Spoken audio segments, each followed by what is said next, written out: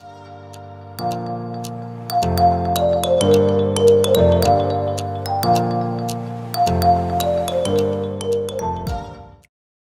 hello, school counselors and school counselors to be. Thank you guys so much for coming to my channel, The Inspiring School Counselor.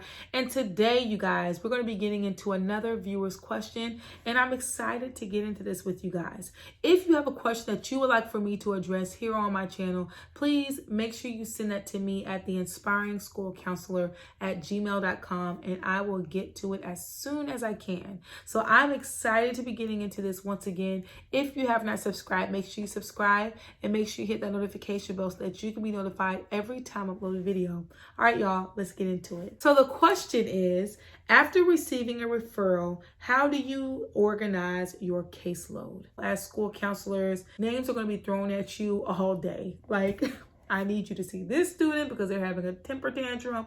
I need you to see that student because they're having a boyfriend issue. I need you to see these students because they're having a friend issue. So there's just a lot of different things that can be thrown at us as school counselors for us to check up on these different students. And so it can be overwhelming, especially if you don't have a way that you can organize all of these so that none of these students that is being thrown at you is being left out. So it's important for you to learn how to organize your caseload. Now, I want to be sharing with you guys some of my experiences, but please feel free to put down in the comments below how you organize your caseload, because not only would I like to read it, but I know everyone else would like to as well, okay? So the first thing is, when you are given a name, whether the teacher is telling you, the principal, maybe a parent called you, I don't know, maybe a student reached out to you and they're saying that they want to be seen by you. First, you want to assess the situation. Okay, why do they want you to see this kid? Or why does this student want you to pull them, okay? Because in you assessing the situation and what's going on, you're going to be able to determine, is this maybe a one-time meeting and that's all you have to do? Or are you going to have to, spend more than a one-time individual counseling session? Maybe you have to spend many sessions with this particular student. So you want to assess the situation, what is going on. And just to share with you guys some of my experiences, I have had students where, a student was acting out on the bus, doing something that they weren't supposed to, maybe standing up, yelling on the bus. And so my principal had actually called me in to see if I can just do some individual counseling with that student, basically just talk to them, figure out what's going on, how is it that, what can we do to help them to do better on the bus? And so that wasn't something that I had to dedicate a lot of sessions to. It only took me like one session to do, and then I would check in with that student ever so often to just see how they're doing. And it wasn't necessarily me pulling them into my room, but just seeing them in the hallway. Hey, how are you doing? Really quick, how's on the bus? Are you doing what you're supposed to do on the bus?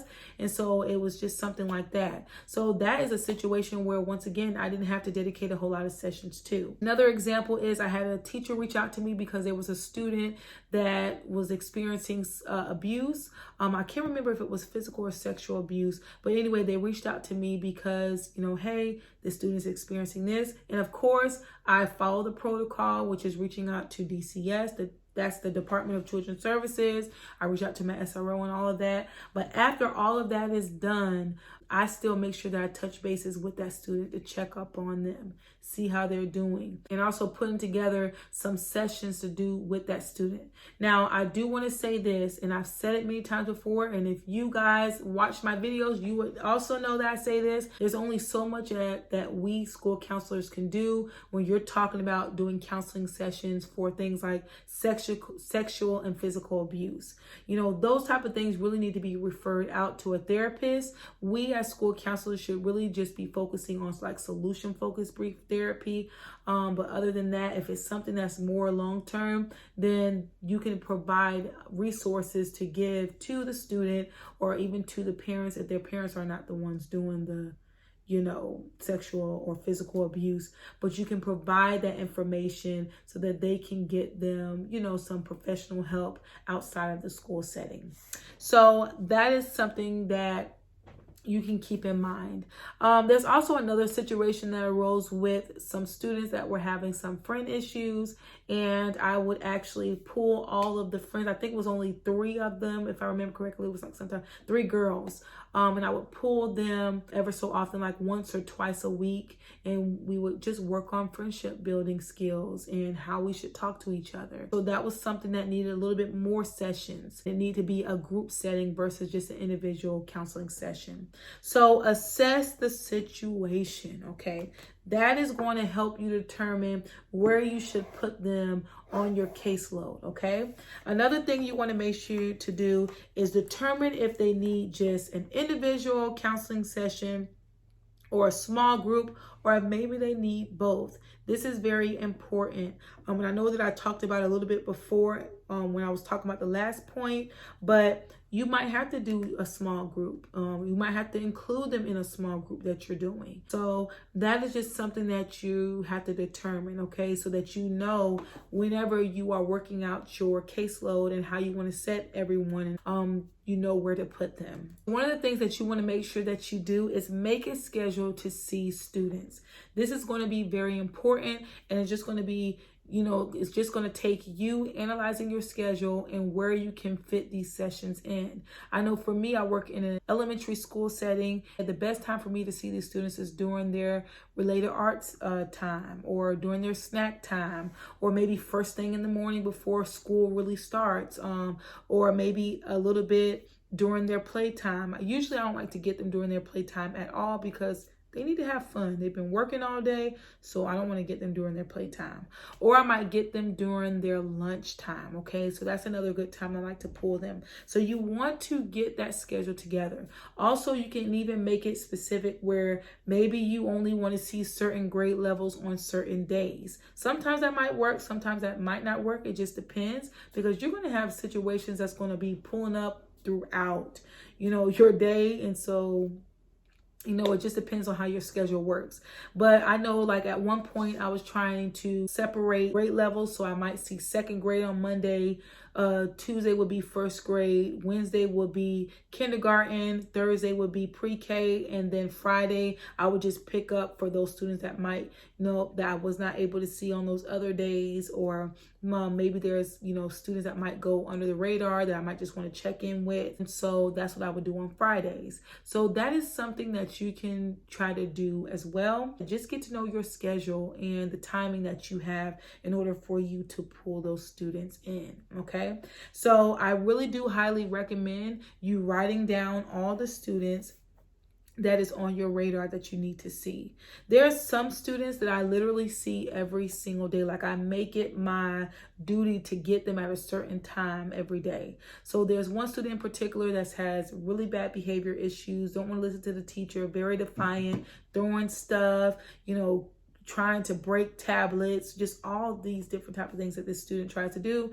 And so at a certain time, I try to get the student to give them a little break. And it also gives that student something to look forward to.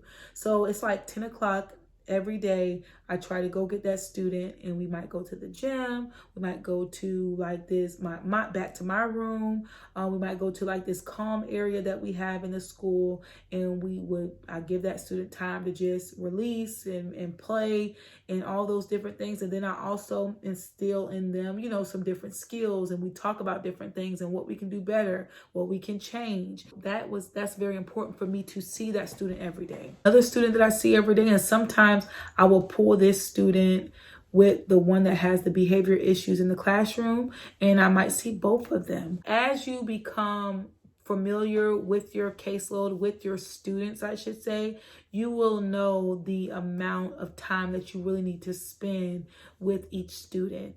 One of the things that has helped me to stay on track with making sure that I stick with my, goal of meeting with the students that I need to meet with, because let's face it, you guys, you can set this schedule for you to meet with certain students, but if something else pops up, you might not can meet with that particular student. So I do want to say, make sure you give yourself grace, because you might not can meet with your whole caseload in one day, or the certain amount that you have set for that particular day, you might not can meet with them. So just give yourself some grace. But one of the things that I like to do is my watch.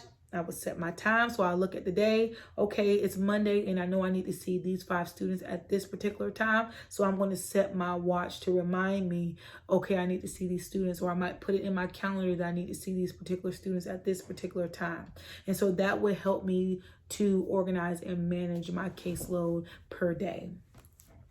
So another thing that I want to say is just utilize the opportunities to check in with your students. So whether that is before school, like before the bell rings, maybe that's during, car duty, bus duty, maybe your lunch duty.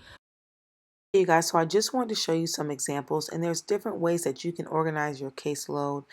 This is just an example. Whenever you get a referral from a teacher, a principal, maybe a student comes to you, you can kind of get a general idea of what it is that's going on, and you can actually put on the days that you would like to see that student more often, and you can organize your referral sheets that is coming in by the days. So all you have to do is just open up the folder for Monday, and then you'll see everyone that you need to see in your caseload. You can also utilize Excel spreadsheet. What I love about Excel spreadsheet is that as you're putting like your name, the names of the students, their teachers, you can actually put it in alphabetical order. So let's say you want to get a view of all the students you need to see on a Monday or Tuesday, Wednesday, whatever day of the week, then you can just hit that alphabetical order selection and it will organize all of your students in your caseload by the days. So that might be an easier route to go. So another example is just putting together just a general list of your student names, their teacher, the day that you want to start seeing, or the days that you want to start seeing them, the times that you want to start seeing them. And then you can put like a note section where you can kind of get a general idea of why it is that they're on your caseload. And lastly, all of these examples that I've shown you, these are the same things that you can use for your small groups, or if you're organizing your 504 caseload, you might just have to change some wording. But for the most part, they still will be able to help and work. So you can use Google Docs, you can use Word, or you can use Excel spreadsheet to put in all your small group things. You guys can find many different ways that could help you to organize your caseload. Like I said, these are just examples, and I'm not going to say that these are the best examples. I'm pretty sure that there are better ways that you can utilize to organize your caseload. Thank you guys so much for coming to my channel, watching, and you guys just investing time. I appreciate you guys so much. If you have not subscribed, make sure you subscribe and make sure you hit the notification bell so that you can be notified every time I upload a video. All right, you guys, I'll see you next time. Bye.